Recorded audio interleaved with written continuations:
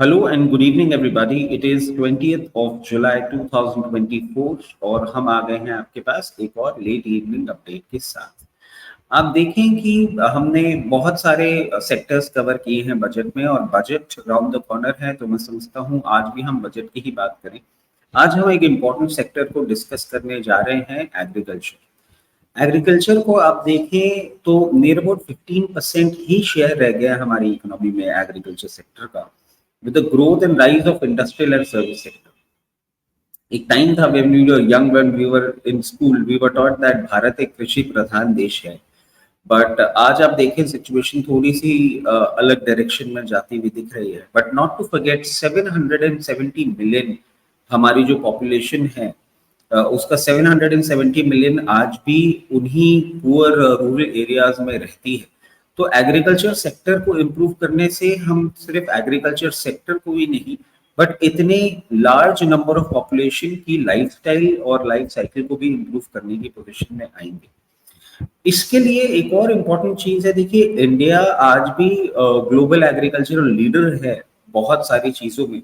जैसा कि आप देखें, we are top producer of pulses, 27.67 MMT, around 28% of the global production हमारे यहाँ पे होता है। स्पाइसेस में भी देखें तो हम 11.14 MMT प्रोड्यूस करते हैं। Milk 213 MMT, around 22% of global production हमारे यहाँ ही होता है।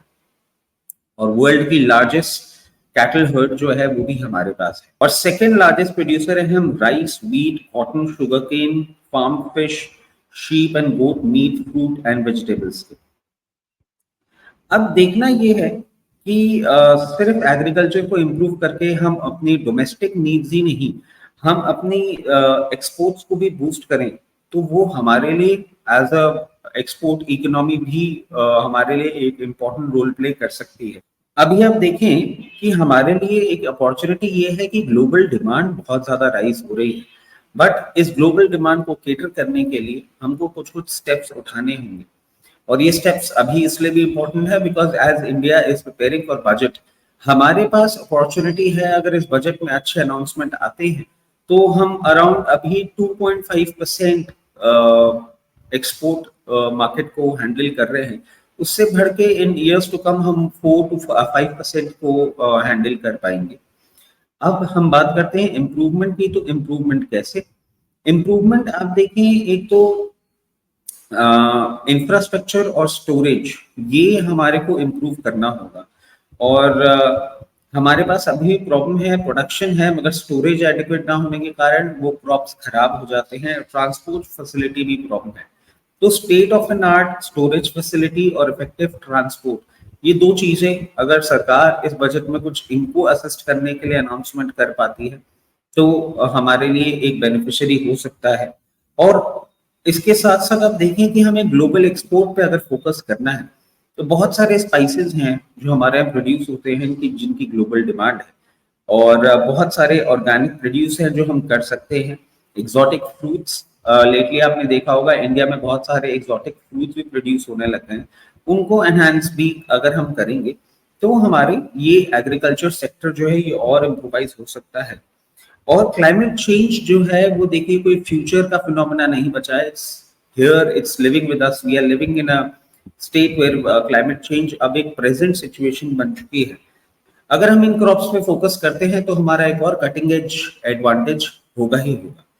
गवर्नमेंट ने बहुत सारे इनिशिएटिव ले रखे हैं, to name some, PMFBY insurance में है, PMKSY irrigation, soil health card, KKC आपका किसान क्रेडिट कार्ड। तो ये सब कुछ इनिशिएटिव ऑलरेडी गवर्नमेंट ले चुकी है, और इसका कहीं ना कहीं आप देखें जो एग्रीकल्चर रिलेटेड स्टॉक्स हैं उसमें आपको देखने को भी मिल रहा है। मगर अगर इस बजट में कोई बहुत अट्रैक्टिव अनाउंसमेंट्स आते हैं और एग्रीकल्चर को सपोर्ट करने में अगर सरकार अपनी एक विल दिखाती है तो कहीं ना कहीं एग्रीकल्चर सेक्टर स्टॉक्स जो अभी तक हम इतने ज्यादा ध्यान नहीं दे रहे थे वो एक मूवमेंट में आ सकते हैं। एंड इरिगेशन रिलेटेड और एग्रीकल्चर रिलेटेड इन स्टॉक्स पे हम नजर रखें। अगर सरकार की तरफ से अच्छे अनाउंसमेंट्स आते हैं तो डेफिनेटली इन स्टॉक्स में हमको मूवमेंट देखने को मिल सकता है। This is all for today, और if you like the work please like the video, please share it so that ज्यादा से ज्यादा लोगों तक हम पहुंच सके और हमारी इंफॉर्मेशन पहुंच सके। उसके साथ साथ if you are watching it for the first time and you haven't subscribed our channel, please subscribe our channel ताकि आपको ऐसे अपडेट्स टाइमली बेसिस पे मिल सके। Thank you, bye bye.